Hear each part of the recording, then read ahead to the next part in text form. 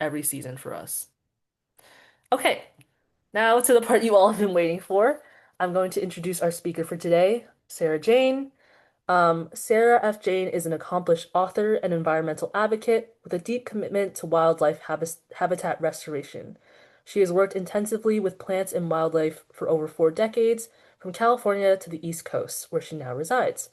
Jane earned a degree in agriculture from Cal Poly San Luis Obispo and has owned and operated an organic market farm and nursery.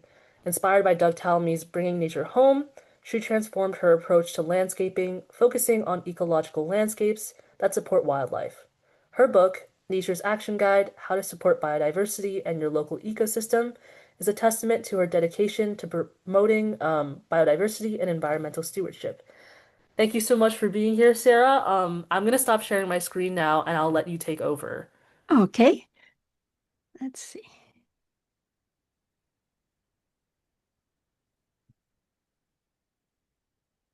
Let me know when you can see them, and also let me know if the slides don't progress as well. All right, for sure. I can Yeah, see your slides now, or I can see your first slide now. okay, wonderful. Well, I'll get going then. Thank you so much for having me, and it's really a pleasure to be here with everyone discussing this really important topic.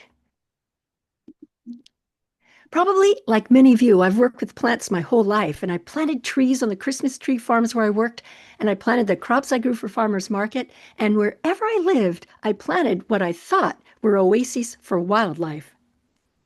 That is until I read Doug Tallamy's first book, Bringing Nature Home.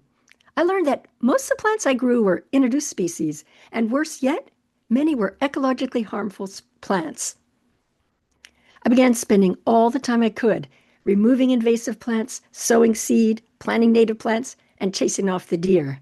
And one Saturday afternoon, I looked around at my neighbors' huge lawns and listened to their noisy lawnmowers, and it all felt so hopeless. I knew the Talamies lived somewhere in southeastern Pennsylvania, which is where I live, and I suddenly had an idea. Why don't we just move near the Talamies? The next week, I happened to be out weeding Creeping Charlie from underneath my persimmon tree, and I came across this scrap of paper. It was a corner of an envelope with a return address label on it that read, The Talamy Family. It turned out that the Talamies lived just 2 properties over. Now, there was no way I could just walk down their driveway and introduce myself.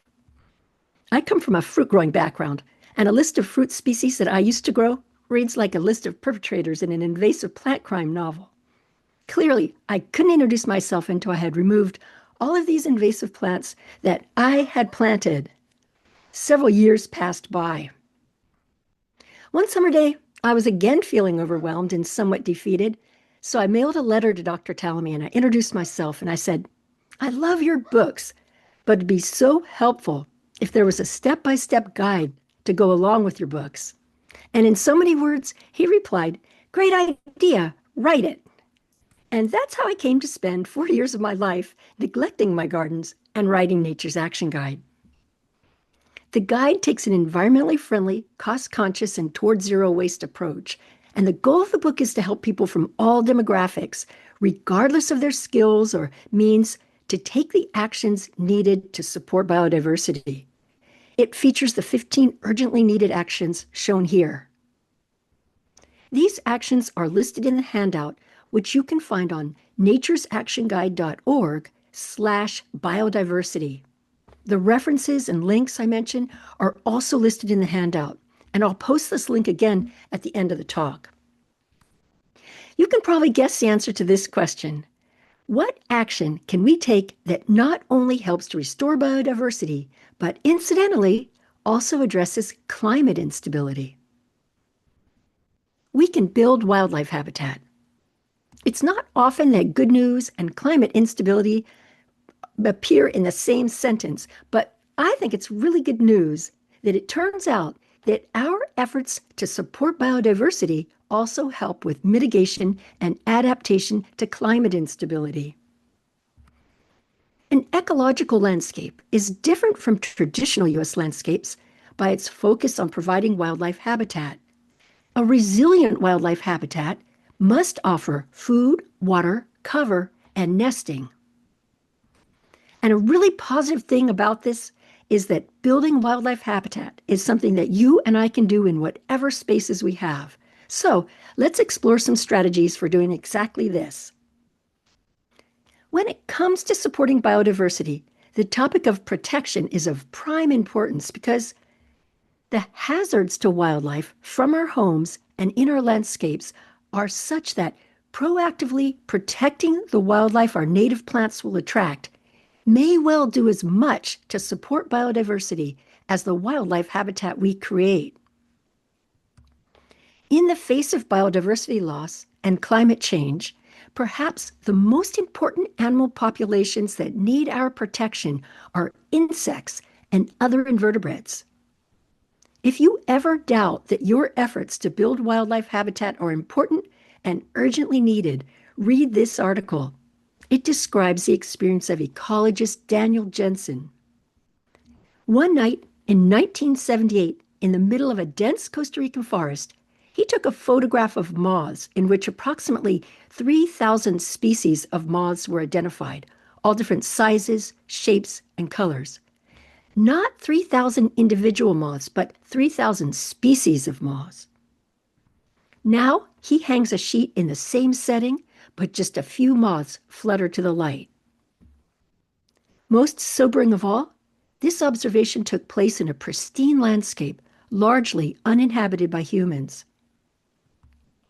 Without healthy, predominantly native plants and supportive habitat, we lose our caterpillars, the foundation of the terrestrial food web, our pollinators that ensure the reproduction of approximately 90% of flowering plants, our beneficial predators that control insect pests, and our decomposers that help process our waste.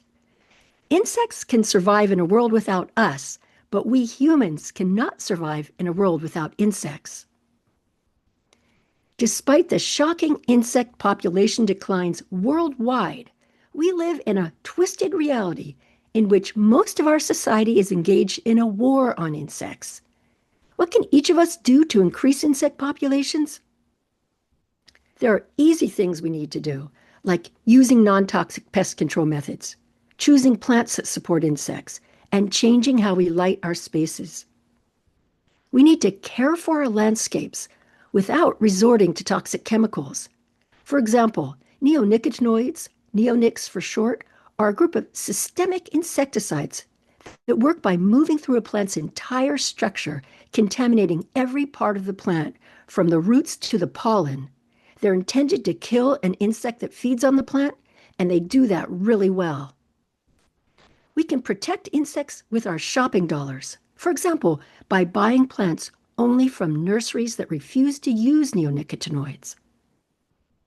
Pesticides really aren't needed in a residential DIY wildlife landscape.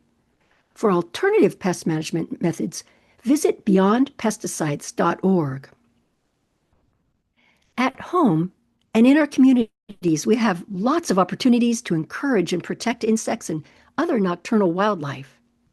Some of the easiest but most powerful actions to support biodiversity and climate action relate to how we light our spaces. The rich ecology of nocturnal wildlife depends on darkness. Artificial light at night even negatively impacts plants, affecting their growth, flowering, dormancy, and plant-insect interactions, such as pollination. Moths are fatally attracted to artificial light at night. Given the importance of caterpillars in the food web, this is a big concern. Fortunately, this is a problem we all can help to solve by changing our essential outdoor lighting to amber or yellow LED bulbs. Unfortunately, amber or yellow lights don't protect birds. Migratory bird populations are especially vulnerable to artificial light at night.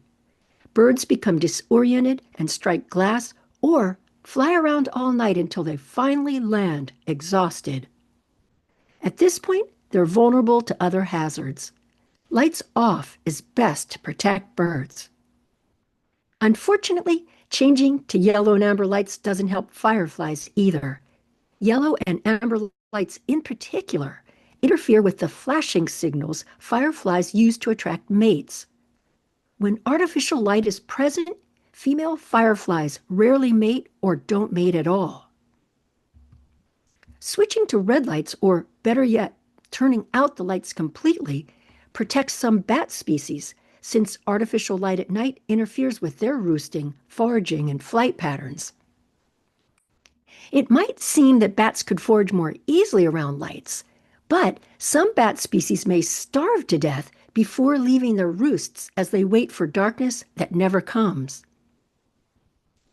Turning out the lights includes pulling your blinds or curtains, and where outdoor light is absolutely necessary, lights should include dusk to dawn motion sensors and timers, shield fixtures to direct light downward, where it's needed and nowhere else.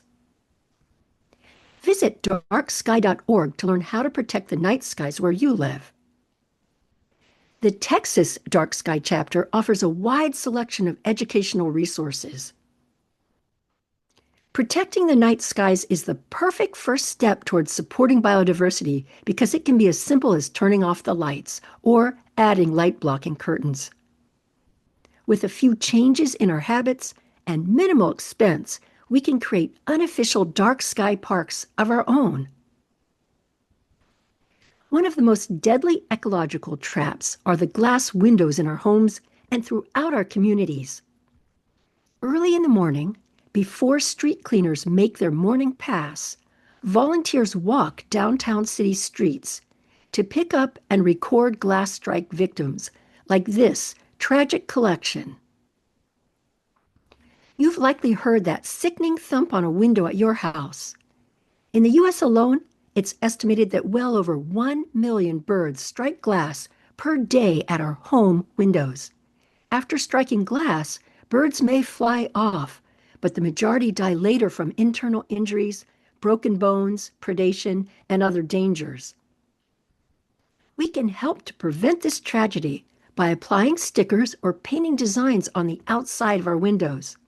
I've included the stencil for making these leaf stickers and a grid for painting dots in the handout. Remember the 2x2 rule. Markings must be placed on the outside of the windows. Gaps larger than 2 inches and single stickers simply don't offer protection. Right now, you might be thinking this makes it horrible to look out the window, but it really doesn't. If you live in a fancy neighborhood, you might consider products such as evenly spaced dots applied from a roll of tape or film.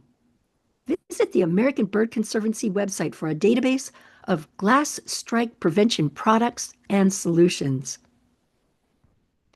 We also must protect our wildlife habitat from our beloved cats. It's hard to get one's head around the fact that our pet cats kill between 1 to 2.7 million birds per day. Stray cats, like barn cats, kill 3 times that many. We can still have cats. We just need to create interesting indoor worlds for them and care for them in a wildlife-friendly way. In addition to protecting the wildlife we attract, sometimes we need to protect our plants from wildlife. Along with habitat loss, in many regions, deer are a leading cause in the decline of biodiversity. A fence is the best defense against deer and rabbits, but not just any fence will do. In the handout, I've included these 2 pages from Nature's Action Guide with a DIY how-to for installing deer and rabbit exclosures. But fences aren't acceptable in many neighborhoods. You may have to settle for individual wire cages around young trees and shrubs. I find that this motion-activated sprinkler to be very effective, but they require a water source and upkeep. Spraying homemade or commercial deer repellents can work, but they must be consistently reapplied. Recently, I've been hearing about Trico, a deer deterrent used in forest restoration that sounds quite promising. Its active ingredient is sheep fat. Apparently, it's effective and applications last about 6 months. It's produced in Europe and pricey, but it's worth keeping an eye out for increased availability in the US. No plant is deer-proof, but aside from deer-proof fencing, choosing deer-resistant plants is still the best bet. Rutgers Cooperative Extension offers a downloadable list of over 500 landscape plants, including many native plants, that are rated on their deer resistance from rarely to severely damaged. Deer on my property don't touch golden groundsel, but they eat it at the Talamies just 2 doors over. So experiment on your property by planting only one or two of a recommended plant before investing in a large quantity. Mix deer favorites with plants they don't like. Although planting species in masses helps pollinators to optimize their foraging, if deer are a problem for you, try out Larry Weiner, the meadow expert's recommendation to plant a deer favorite with a deer-resistant plant, planting the plants even in the same hole. If deer are a problem in your landscape, watch this video for a crash course in deer behavior, deterrence, and landscaping tips. With our protections in place, we're ready to find or make space for wildlife habitat. Short of buying more land, there are three main ways of doing this. We can find space between existing plants in our landscape and make space by removing lawn or by removing invasive introduced plants. Typical U.S. landscapes, with their mulched foundation beds, make finding space between existing plants an easy place to start adding wildlife habitat. The X's shown here are places where low-growing native ground covers or perennials can be planted in 12-inch grids between these existing plants. The only good thing about endless lawn is its endless potential for making space for wildlife habitat. As the largest crop in the U.S., lawns use nearly 1/3 of all residential water to the tune of 9 billion gallons per day of drinkable water. To add insult to injury, mowing our lawns for 1 hour emits as much air pollution as driving one passenger car for 300 miles.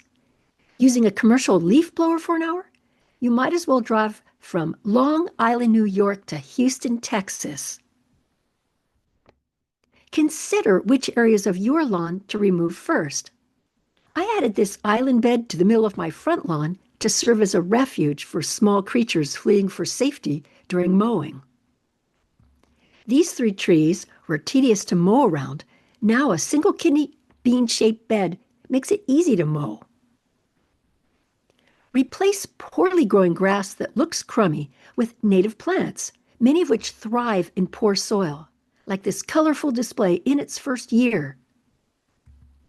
Shrinking the lawn to create pupation sites not only is a win for caterpillars, but it is so much easier not having to mow under these low-hanging branches. Once you've decided upon a location, follow these steps in the handout to remove this area of lawn. Eco-damaging plants, often referred to as invasive plants, need to be removed to safeguard and make room for eco-beneficial native plants. The term invasive can be problematic because it oversimplifies complex ecological relationships and it reinforces aggressive language. For these reasons, where possible, I've begun referring to invasive plants as eco-harmful plants. These plants are not inherently bad. In fact, they likely play a beneficial role in an ecosystem somewhere else in the world. For example, lanceleaf coreopsis, a valuable deer-resistant pollinator plant native in many U.S. counties, is one of Japan's most harmful species. If you have stiltgrass in your yard, then you likely have first-hand experience with a difficult non-native plant. On the left is my front garden bed in the summer of 2023. There were a couple of stiltgrass plants which I removed. Otherwise, the bed was pretty clean, except for the pre-existing seed bank. In the summer of 2024, due to a serious injury, I couldn't get out in the garden, and here, run over with stiltgrass is the same space. This past August, I spent 20 mornings removing stiltgrass. Here's one morning's efforts. At the residential scale, we can control almost all the problematic plants we encounter in our yards using non-toxic control methods. Your best defense against invasive plants is being able to identify them at different stages, especially as seedlings. Take them out as soon as you spot them. A quick way to get to know the most problematic plants in the US is to visit invasivespeciesinfo.gov. Only 55 terrestrial plant species are profiled here, but these are the troublemakers we all need to be able to identify and remove. Once you've determined that a plant is introduced, or worse yet, harmful, hop onto invasive.org for a comprehensive list of invasive plants. Note that some of the plants featured may be beneficial native plants where you live, such as eastern white pine, but almost all of them are problematic introduced plants. Plan ahead to prevent eco-harmful species from getting a foothold in the first place. These strategies are examples of how the best practices for caring for a wildlife habitat also address the impacts of climate instability. For example, planting densely shades soil from high heat and protects soil structure from both heavy rainfall and evaporation during drought. If you come from a traditional gardening background, you might be surprised, as I was, that some of the weeds I was pulling were actually ecologically beneficial native plants, such as the ones shown here. I'm embarrassed to admit that it took me the longest time to realize this, but when I began using the iNaturalist app to identify the plants I was pulling, and then the Bonap maps to find out if they were friend or foe, there were a few real surprises. It turns out that spotted spurge is actually a tough, not native ground layer plant that can withstand foot traffic and even dog play. Clearweed often shelters insects like this one, and horse nettle is always happily covered in insects. I won't be pulling any more weeds without first confirming their identity. We've looked at finding and making space for wildlife habitat. Now let's look at some resources for choosing plants to boost wildlife and plant populations. Our plant choices are key to a thriving wildlife habitat. Plants provide nourishment, cover from predators, and safe places to reproduce. Small populations lack the resilience that large populations have when drought, extreme temperatures, or something else takes a heavy toll on a population. We need to build up and protect local abundance now to give populations as much time as possible to get established in our landscapes and strengthened so that they can withstand the challenges of the future. Why is it so important that we choose native plants? Animals and plants evolve over time to find their ecological niche. Some plant species are generalists and can survive in a variety of conditions, in contrast to specialists that require precise growing conditions. For example, the generalist black cherry is a fast-growing tree with a wide distribution from the East Coast to Arizona, in contrast to the pitcher plant that requires boggy, acidic soil and full sun, significantly limiting its distribution. When it comes to insects, generalists are those with a wide variety of food options or other adaptations, while specialists are uniquely adapted to one or just a few options. Insect specialization is why the vast majority of introduced plants, although really beautiful in our landscapes, fail to support the full range of diversity of our local wildlife. If it weren't for specialization, we wouldn't have to spend so much time removing invasive plants, and we could all continue planting the thousands of stunningly gorgeous introduced plants. But specialization does occur in nature. For example, although some caterpillars are generalists because they can feed on many different plant species, the majority are specialists. If the host plants for specialists aren't present, the specialists won't be present either. And that's why we need to choose native plants. To survive, birds need thousands of insects to raise a single brood. Some birds, such as tree swallows, primarily feed their young flying insects, such as bees, flies, and wasps. But for many birds, including most songbirds, caterpillars are the top item on the baby food menu. To have caterpillars, we need to choose plants that butterflies and moths have co-evolved with. As we've learned from Doug Tallamy, this makes the number of Lepidoptera caterpillar species that feed on a plant an ideal metric for identifying keystone plants. Planting keystone species will give you the most bang for your ecological buck. Except that some caterpillars specialize on plants that are not keystone species. The monarch caterpillar, with its dependence on milkweed, makes milkweed a perfect example of a host plant that isn't a keystone plant, but that critically needs to be planted if we're to prevent the monarch from going extinct. To have butterflies, we need to choose plants for caterpillars, and here's a tool for doing exactly that. The National Wildlife Federation Native Plant Finder, a resource that Doug helped to create, is a very helpful tool for identifying host plants for caterpillars. It's super easy to use. Click Set Location and enter your zip code. Click Find Native Plants to view the top keystone plants for your region. Learning which plants are keystone plants makes planning for caterpillars a lot easier. And in this area, oak is the top keystone genus, hosting 521 moth and butterfly species. You can also find out the host plant for a specific butterfly or moth that you'd like to attract. Here's the easiest way to do this.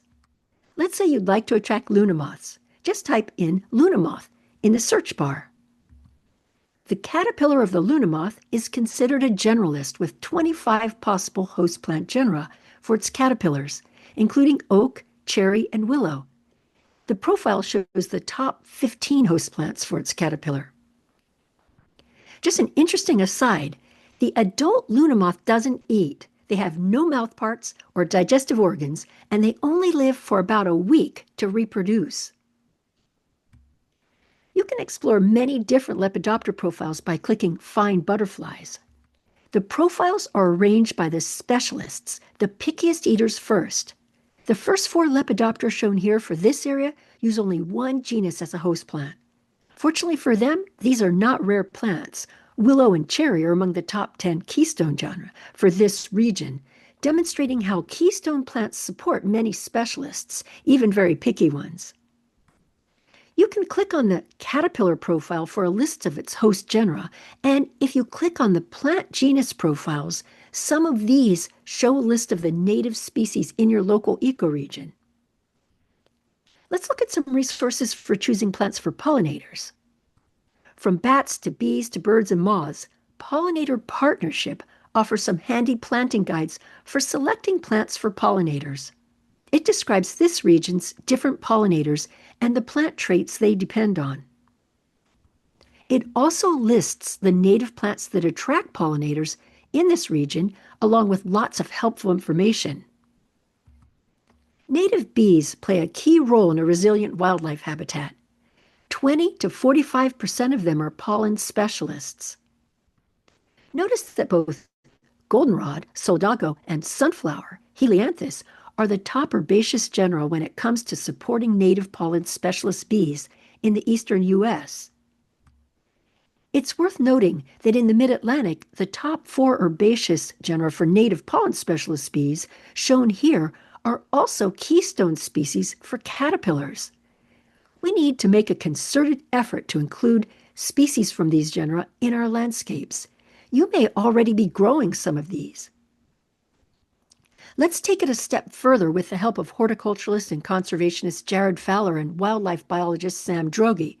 They provide us with comprehensive lists of U.S. native pollen specialist bee species and the plant genera they specialize on.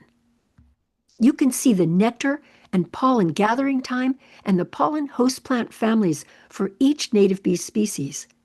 This gives us information that can help us choose the plants rare native pollen specialist bees need to survive. Jared Fowler provides us with another list, host plants of the eastern U.S. This list is especially helpful because it also includes sources for hard-to-find plants, S for seeds and T for transplants or plugs. Not all the links still work, but they're still a helpful starting point. Scroll down on this page for a list of plants that are critical for vulnerable native bee populations, but for which seed and parent plants are especially hard to find. If you're an experienced gardener, you might want to be part of the urgently needed effort to propagate and grow these species. Different species of native bees emerge from their nests at different times during the growing season. And for some, the active nectar and pollen gathering stage lasts just a couple of weeks. The flowers they specialize on need to be in bloom for these bees to survive. For help choosing a sequence of blooms, the Pollinator Partnership provides handy native pollinator garden recipe cards. These plants are a good starting point for ensuring a sequence of blooms.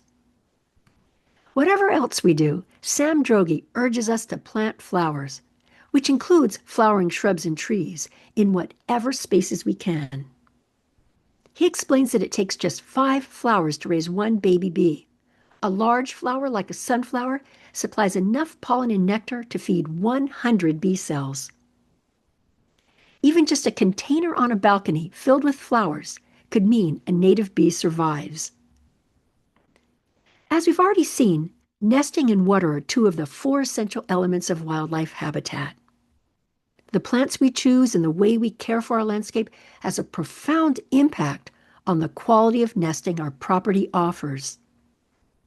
You've heard the rally cries, leave the leaves, save the stems. This is all about providing nesting.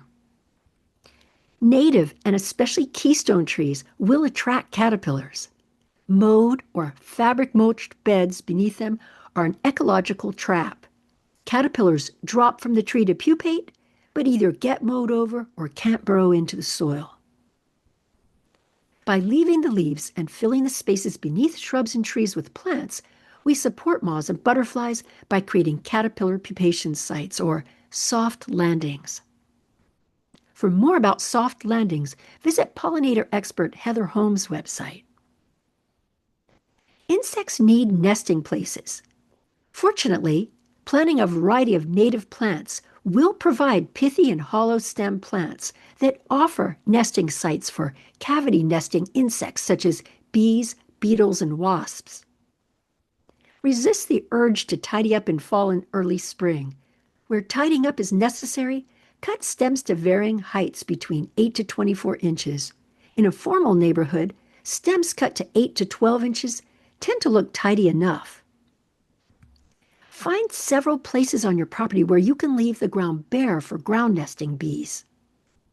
The Xerxes Society recommends sunny, well-drained, undisturbed patches of bare or sparsely vegetated soil, ideally on a gentle slope where bees can easily access the ground to dig their nests, with sandy or rocky spots being ideal locations.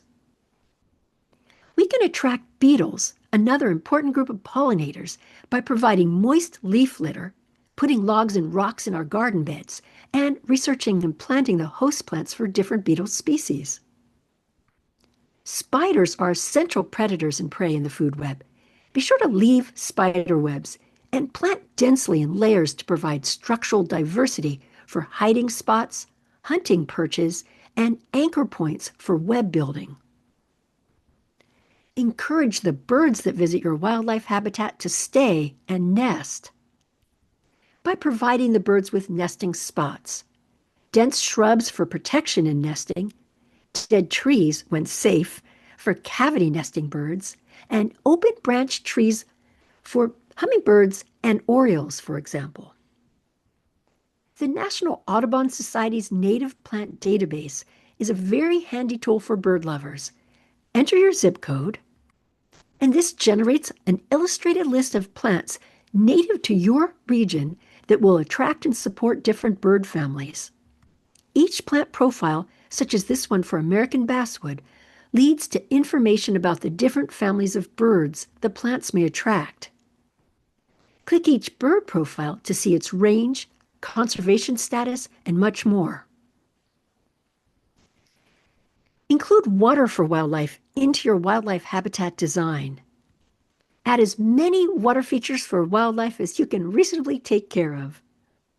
And when possible, add larger water features. They take more work to install, but they're well worth the effort as they can offer some of the most exciting wildlife sightings. With everything we've looked at so far, we've actually already covered some strategies for designing for nature. Let's look at some more ways we can design to support insects. Once you've identified a butterfly's preferred nectar plants and its caterpillar's host plants, you can plant them nearby one another. Make it a point to include as many different flower shapes in your design as you can. Pollinators are more likely to visit flowers when there's at least a 3-foot by 3-foot mass of their preferred species. These masses of a single species are called drifts. At planting time, create drifts by intermingling two species at the point where they meet. For example, group a mass of purple flowers next to a contrasting mass of yellow flowers and mix a few together where the two masses meet. These drifts of plants will help pollinators forage more efficiently. They're also visually appealing to people. Earlier, we looked at planting a sequence of blooms to benefit insects. With the effects of climate instability, we need to take planting a sequence of blooms one step further and build in functional redundancy. That's just a fancy way of saying we need to plant multiple species that bloom at the same time, ideally aiming for 3 blooming species at any given time during the growing season, such as these 3 spring bloomers. This way, even if some species bloom earlier than usual or fail to bloom, a sequence of blooms still happens. Strategically place plants to help optimize insects' foraging efficiency. For example, the small carpenter bee forages a mere 22 to 78 yards. So, planting masses of their favorites, such as asters, allows these tiny bees to forage efficiently within their limited range. Using an average foraging distance of 820 yards, the Pollinator Pathway Program strives to connect properties into a continuous pathway for pollinators, richly planted with the nectar and pollen plants that they need. Consider becoming part of the pollinator pathway. Where possible, connect the plantings on your own property. Here in my front yard are 3 young oak trees. Over time, the understory plants will eventually fill in and connect the beds. Optimize your neighbor's plantings by situating your plantings nearby theirs. This begins to create habitat corridors, allowing animals to freely roam and reproduce with other subpopulations. We can use the plants already growing on our property to guide our plant placement. Think of a plant that's growing well for you. It can be an introduced plant or a native plant that's doing well. For example, a thriving patch of dandelions tells us that beard tongue, black-eyed Susan, evening primrose, and goldenrod will do well in this spot. And places where one of these native species thrives would be good for any of the others shown here. Traditional gardening often focuses on perennials, yet trees and shrubs require far less care than perennial plantings or lawn. They can quickly fill a space, making them an ideal choice if you're really busy or not inclined toward gardening. Trees and shrubs support high numbers of caterpillars and are extremely valuable sources of pollen and nectar. Plus, some bloom in early spring when not a lot else is blooming. As our climate becomes unstable, build resilience into your landscape. We can do this by choosing a variety of persistent plants that respond to environmental changes in different ways. The fancy term for this strategy is response diversity. Choose a wide variety of plants that include those that are drought, flood, heat, or cold tolerant, fire, wind, or deer resistant, and so on, to give your landscape a better chance of weathering an unstable climate. Now let's look at designing our wildlife landscape to appeal to people. How can we design our home landscape for ecology and beauty? Fortunately, except for those who are professional landscape designers, we only need to be the expert landscape designer for our own property. We don't need to know everything. When envisioning an ecological planting, It's helpful to observe many landscapes so that you can start to get a feel for what style of design appeals to you. The more rigid an HOA, the more formal the design requirements are likely to be. Different areas of your property may call for different approaches. Make a mental note as to where your aesthetics fall along this continuum. Native plants can fit into whichever aesthetic you prefer. One simple concept of design stems from the savanna hypothesis, which suggests that our perception of beauty in the landscape is shaped by our human evolution. Our ancestors found safety in open, vegetated spaces with trees. So we're instinctually attracted to a spacious landscape of small understory trees with an open canopy of see-through lower branches that separate near the ground into two or more trunks underplanted with low-growing plants. By choosing keystone species for these understory trees, employing the savanna approach adds both appeal and ecological function, resulting in a design landscape that fits into any neighborhood. Through decades of studying how people interact with nature, researchers Kaplan, and Ryan identified 4 factors that we can apply to make our landscapes welcoming and appealing. A unifying ground layer is one way to give coherence to a landscape. This might be a matrix of native sedge or a creeping plant, such as this savanna-like planting at Mount Cuba. Incorporating interesting features into your landscape helps to add visual complexity. Here, a false door gives intrigue to an otherwise imposing wall. Plants that have winter interest, water features, and colorful flowers add visual appeal. Pathways help give legibility, making it clear how one should navigate around the landscape. Pathways and openings add mystery, enticing visitors with the promise that there's more to discover.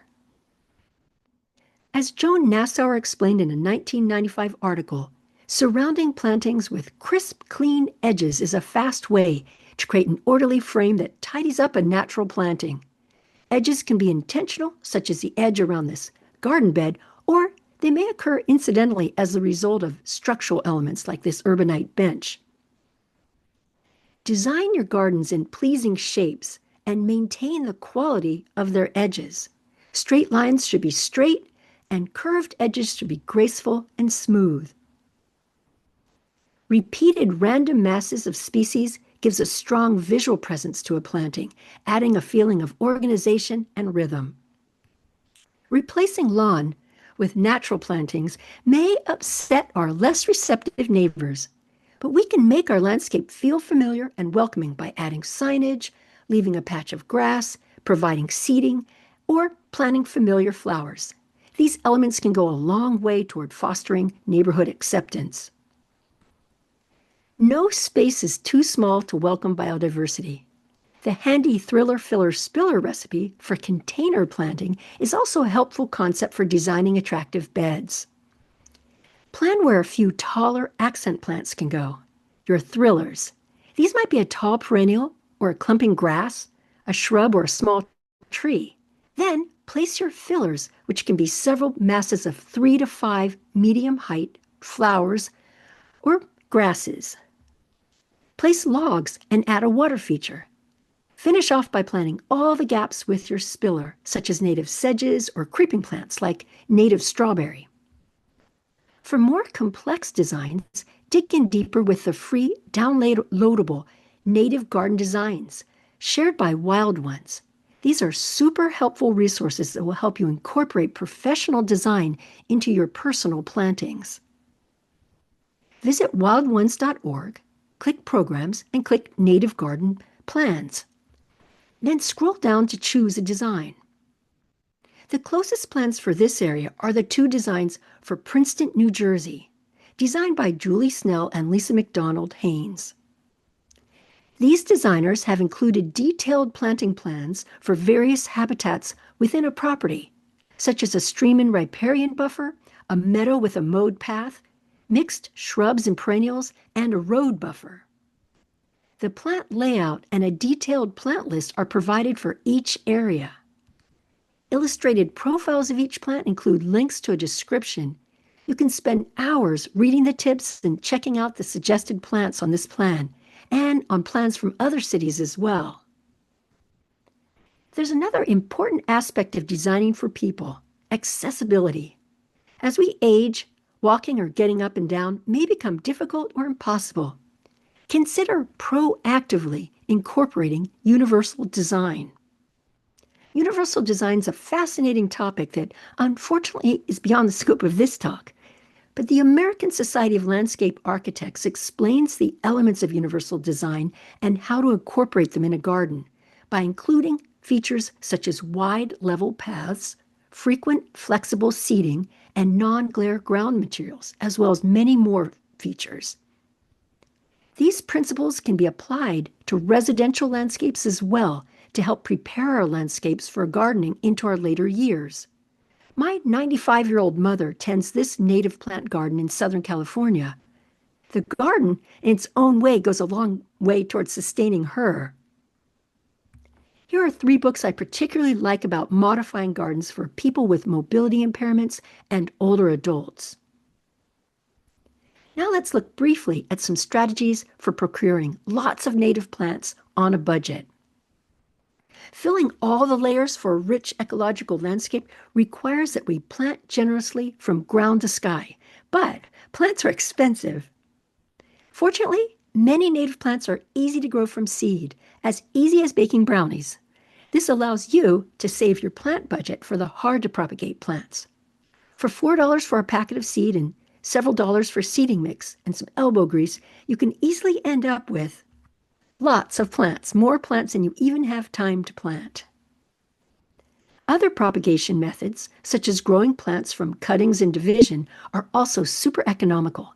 Just keep in mind that, whenever possible, growing plants from seed is the better choice to preserve genetic diversity. Speaking of genetic diversity, a common question is, are cultivars okay to use in my natural landscape? Although some cultivars have good features, such as Phlox paniculata gina, a selection from the wild that attracts more pollinators than the straight species, most cultivars are propagated asexually, for example, by tissue culture, resulting in genetically identical clones.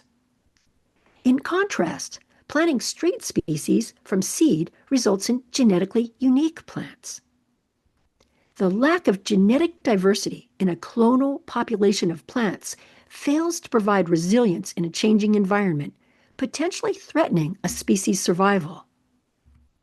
Changes in flower anatomy in cultivars may make nectar and pollen inaccessible to insects, as is the case for these poofy-headed double coneflowers. Some flowers have ultraviolet nectar guides. We can't see them, but insects can. These patterns act like a map guiding insects to the nectar and pollen. These maps may be scrambled or absent in cultivars. Another problem is that cultivars may cross-pollinate with wild populations of the straight species and contaminate the genetic pool of the wild population. This happens with rose mallow. The red foliage bred into cultivars is now showing up in rose mallow populations in the wild. Studies show that red foliage is significantly inferior as a caterpillar host plant. In some cases, cultivars are your only choice. Some cultivars, such as those of the American chestnut, offer resistance to diseases that threaten straight species populations. And cultivars with their compact growth, for example, can play a role in building acceptance for a more natural look.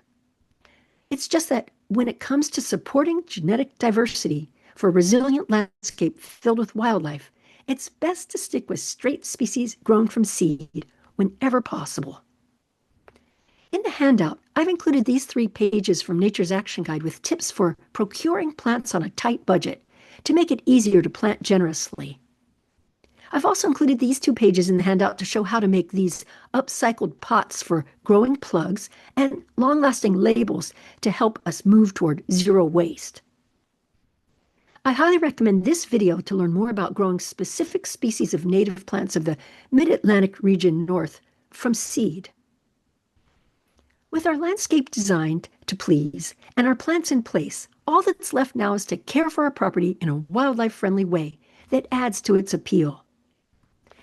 In addition to design, how we care for our landscape determines how people will respond to it. Cues to care, another concept introduced by Joan Nassauer, are visible actions that can help our landscapes gain acceptance wherever we live. A tidy mailbox area and a welcoming entrance help build acceptance. Reducing lawn, if you have any lawn, is an important action to support biodiversity. But keeping a small patch of mowed lawn can signal to your neighbors that you're actively maintaining your landscape, allowing the surrounding landscape to be more natural.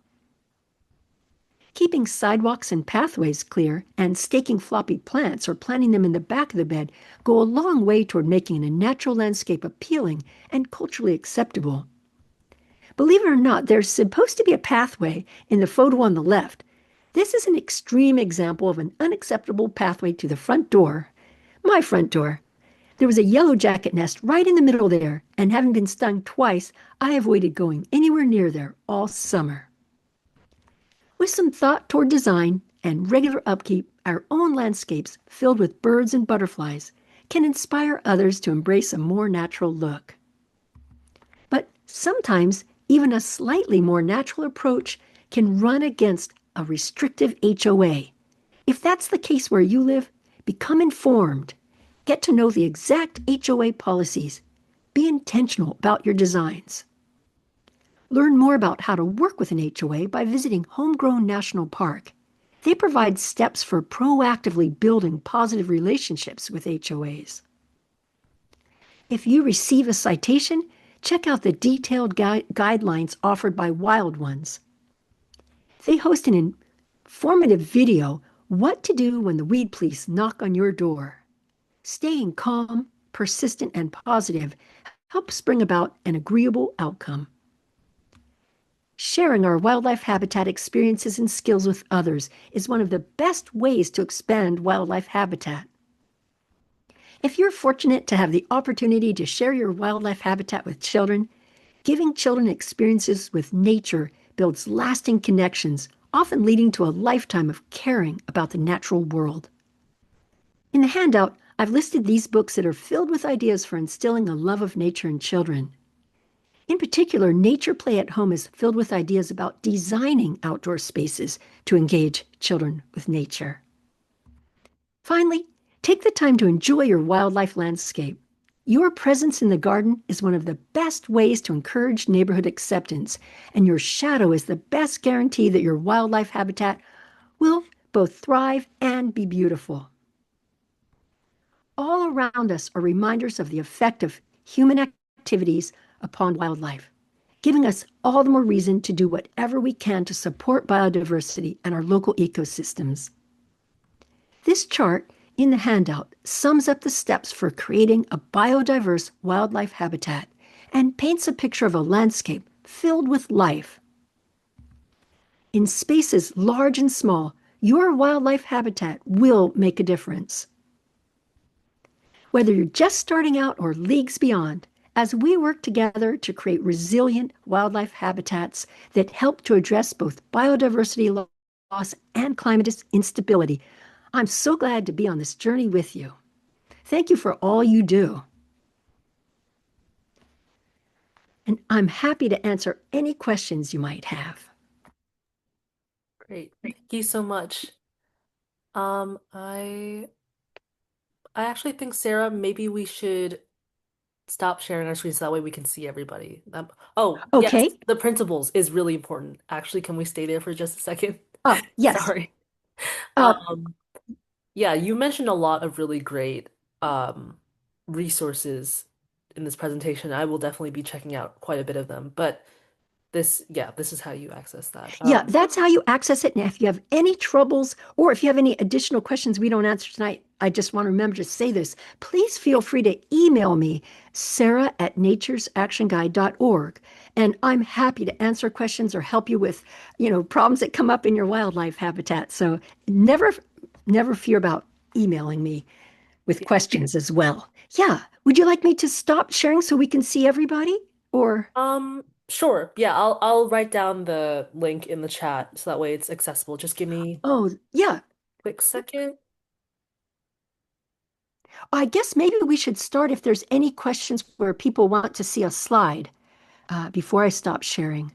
Uh, that Yeah. I realized you mentioned that earlier, and that's a good point. I will also say that as you know that like this video is this webinar is being recorded and will be uploaded to our YouTube channel. So when that's ready, I will send out an email to all the people who have registered and that should be available then as well. Um, but yes, please if you have any questions that are slide specific, please feel free to ask either, you know, like vocally or in the chat box. And This there is might, yeah. absolutely fabulous. As I Thank you. said, Doug Tallamy would be proud and are so user friendly. Thank you. I if I could give you a hug, I would. Oh, thank you. I'll take it. Thank you. It's very sweet of you.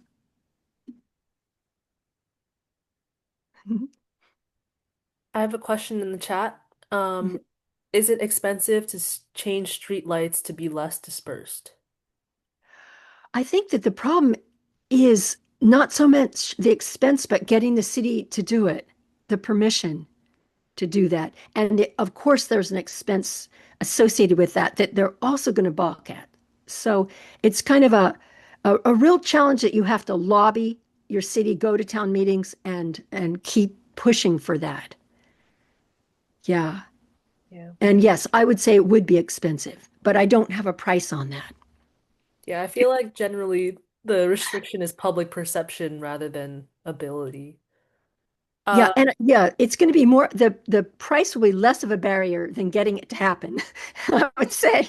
But such a really important thing to happen, as you could see from the effect that our lights have on wildlife is just horrendous. Yeah. Yeah. All right, another question, I think that's slide related is can we see again the children's book recommendations? Ah, yes, yes. I'm just going to go quickly back through some slides. That's really right in here. And they are listed in the handout as well. So the one on the left is a children's version of Nature's Best Hope. So it's about a middle school level. It's also a wonderful book for English as second language classes.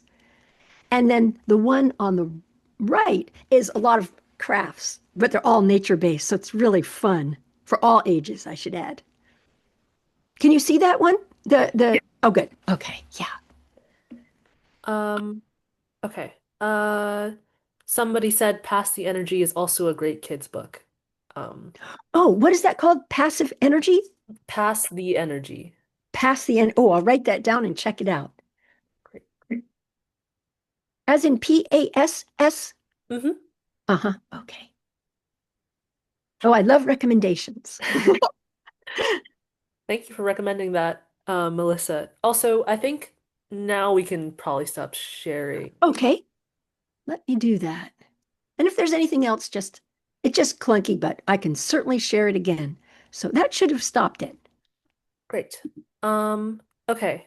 I have a question from Antonia who asks, any tip for container gardening for smaller lawn spaces? Yeah, definitely. Container gardening. Um, Oh, one thing you could do is email me and I'll send you my 2 pages on container gardening. But in addition, the container gardening, there's if you think of it in terms of that thriller, filler, spiller recipe that I showed earlier for which also works to plan a native garden bed, think of that way and then use native plants that do that. So homegrown national parks database does indicate which plants are good for container gardening. So that's also another strategy is to go to Homegrown National Park, look at their plant database, and then filter it by containers. And that will show you some plants that will work well for containers. But if you think in terms of using the plants that spill out and then one in the center that sort of rises up to be of interest, and then the filler just to fill, just sort of in the middle, you're going to get some really attractive container plants. And one thing you want to do though is it's hard for them to overwinter. here in, in our region in the Northeast. So you would need to either bring them, put them in a warmer place in the winter just because they don't have the mass of the soil around them. So you can do that. And one more trick is you can put a pot in your, like disguise it in your pot and then pull it out and put different pots in. As one looks kind of shabby, you have another pot over here that you bring and put there. And so that, and then the plants that are kind of filled around sort of mask the fact that it's actually a pot within a pot. So, yeah. Great. Thank you. We have a question from earlier in the lecture from Cornelius. He asks, do birds have the same specialist feeding as insects? Do we need to grow plants for specialist insects to support specialist birds? Not as much. I would say that's much less of a concern. But what you do want to be aware more is more their habitat, what they're adapted to. So there's birds such as cardinals and goldfinch that are grassland birds. And then you have the border birds, like a cowbird. You don't really want to support cowbirds. You want not to support cowbirds, but they live in both. And then blue jays and nuthatches and titmouse, they like the woods. So providing habitat with the different habitat types is really helpful. Planting in layers is the key. Really, really just keep that in mind, both in the container and out in on land. So the birds, if you go through, the really great thing is on that Audubon site that I mentioned, if you go to each bird, it shows each plant, no, it is each bird profile shows what plants. I'm saying that in reverse. I apologize. Each plant shows what it offers to the birds. So whether it's berries or habitat, so that's a really good one to check out for specific needs that certain birds have. But as I mentioned, for example, the hummingbirds and orioles require open branch trees, and other birds require dense place, and other birds nest on the ground.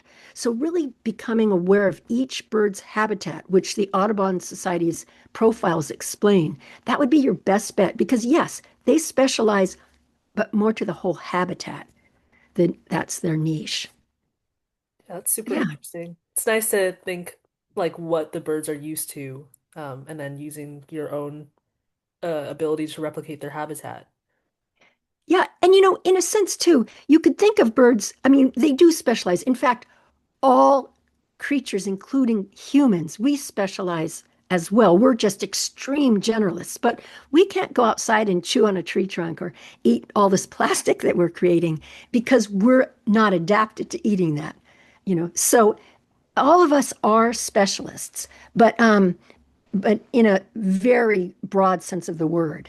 But we're generalists in the as we're generalists, specialists, but we all have to have certain foods. And yes, to add to the bird thing, there are birds such as the I showed in the slide. There's the barn swallow that was it. It needs insects. It doesn't really. And then the other birds need caterpillars. And so there is a degree of specialization. It's not as specific as caterpillars and the native pollen specialist bees, though. Yeah. Great. Okay. Few questions from Gloria. First one is, what are the top two questions that you are asked most frequently? Oh, that's a lot of times I am asked about cultivars. That's a big one. And also about deer. What do you do about deer? And you know what?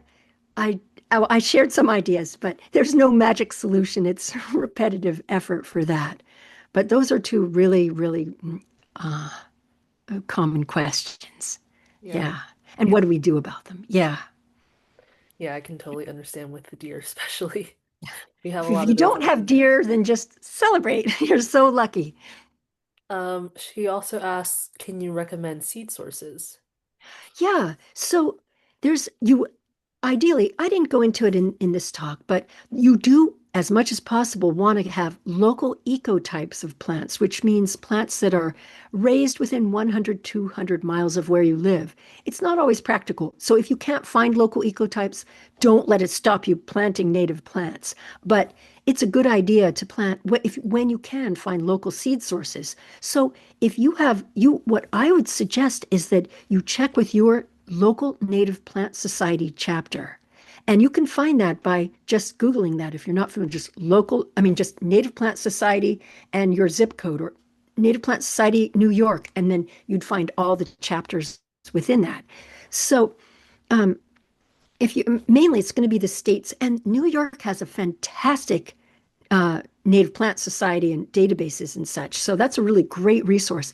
And they list suppliers, and that's where you'd want to buy your seeds. So I sometimes, if I can't find a seed anywhere else, I might go to Prairie Moon Nursery, but those are more likely going to be Midwestern. Well, they will be Midwestern provenance. So I'm very lucky to live near Longwood Gardens, which is near Brandywine Conservancy, and they sell local seeds that they gather. And I, without a doubt, bet there's a place near you that does the same thing. Someone mentions that they have a library that does a seed catalog, and I know that that's this becoming more of a trend. Like I think in this area where like we will have seed exchanges at libraries, so I think that's just something to for everybody in the audience to like keep an eye out for because those are always happening. Yeah, and support. Like if you're there getting seeds, then they know it's worth bothering doing it. Mhm. So that's great. Yeah. There's one sort of in the Calneck area, if anybody hears from the Calneck chapter, that's going to happen at the Bryant Library. I'm blanking specifically on the date, but I can send out more information about that, and there should be information about it in our newsletter as well. Emma, it's February 28th. Oh, thank you, thank you. Yes, February 28th. And I think they're not only exchanging seeds, but like plugs and maybe even like small trees yeah, I don't want to overspeak, but like just general gardening stuff. Um And it'd be, if you can, get them as soon as you can, because some of the native plants, many of the native plant seeds required cold stratification of about 60 days. It's no big deal. You just moisten the seeds and put it in a moist medium like peat moss, or not peat moss, but cocoa peat, and then put it in the refrigerator for 60 days. There's lots of other ways. The video I mentioned explains lots of ways, but at this late stage in the game, you could do that and you'd still be in time to have these grow this season. So that's just a thing to keep in mind that the seeds do need, many of the seeds do need pre-treatment. Not all, but many do, to in order to break their dormancy. So as soon as you get the seeds, then check out that video and figure out, what each seed needs, or search online for what treatment, how to germinate, blah, blah, blah. Mhm. Thank you. Okay, we have another question. How can you tell whether a nursery is selling plants treated by a neonics? Neonics or neonicotinoids. You really have to ask them. And a lot of the people don't know. So if you ask that at, say, one of the big box stores, the assistants won't know. The problem is that neonics are applied during propagation. So typically, so they come to the big box store already treated. Although both Lowe's and I've heard that both Lowe's and Home Depot do pledge that they don't use neonicotinoids. So I'm hopeful that that's true. But it just ask the nursery people. If they don't know, then that's all the more to ask them and get them to seek the answer because that educates them as well. Because these neonics are absolutely, it's tremendously awful. Terrible, terrible, terrible. Like 1,000 times worse than DDT. Um, yeah, Cornelius says from a propagation guy and nursery guy, very few growers are using neonics. That's really good to hear. Is it the farmers that are still using them? I Sorry, think yeah, I'm going to jump in. please do. So be wary of big brand growers like your proven winners. There's a chance that they will have them. I'm not, so the way that it works is that the big box stores are buying from these wholesale growers and same with your nurseries. And the you can think of it in terms of the people that have the most to lose are going to be the ones that are going to use the worst chemistry because they have the most investment and they're going to get the most screwed over by crop losses. So like proven winners costs a lot to make as a grower, so you're more likely going to encounter terrible chemistry on a proven winner's plant. That's kind of like shorthand, but like poinsettias, same deal. You know, it's like these people invest millions of dollars in a crop that sells in 2 weeks, and they're going to do everything to make sure they get to market. You're like your smaller guys out there, you know, like you the everybody hears from Long Island. So like if you see like Beds and Borders or um, uh, hot plants, I'm blanking on the on that grower's actual name. Very few of the smaller teams out there will invest in neonicotinoids because it's gross to be around, and it makes the plants less attractive to the smaller nurseries. Your Peconic nursery sized sellers. I don't know if that does that make sense. I hope that helps. Totally makes sense. Yeah. It's really nice to have that clarification too. Yeah, thank you for the insider knowledge. Yeah. Cornelius, do you think it does help asking the nurseries I think if that's they, kind of, I mean, it's good because you keep the pressure on, right? Like, yeah. but the chances are you're talking to, when you like bump into somebody in the aisle of the nursery, you're talking to somebody that wasn't involved in the purchasing Yeah. and wasn't involved in the sort of like backstory. So it's really tough for them to like be on the spot and give you an informed answer, Hmm. where who you really need to be talking to is like the plant buyer at these nurseries, and even more than that, like you need to be talking to the wholesalers, like, and that's not something that you can do when you're standing there. So No. it's not a wasted effort to ask, because that person's going to go back to their manager and be like, Sarah Yeah. asked me this and I didn't know what to say, and they're going to go back to the nursery and say, my customers are asking, and then the nursery is going to say, oh shit, I'm going to lose sales, so I'm going to stop. Yeah. Yeah. Thank you. That's Does right. anybody Thanks. else have any questions?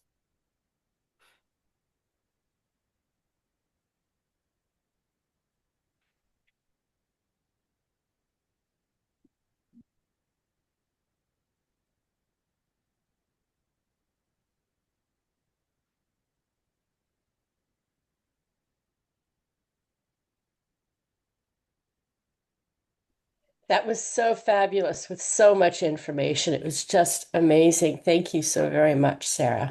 Thank you, Gloria. It's so nice to hear that. Thank you. I took lots of notes.